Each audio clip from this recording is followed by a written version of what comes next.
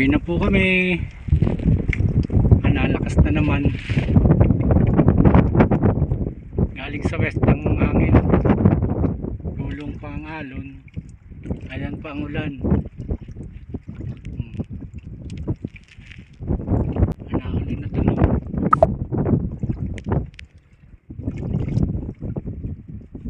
Medyo mainit pa dito sa pwesto natin. Kaya lang malalaki na ang alon, no? Gulong pa yung nakakalula na alon. Oh, yan, oh, lalaki ng alon. Doon na lang po ang revelasyon na pagka nasa tabi na.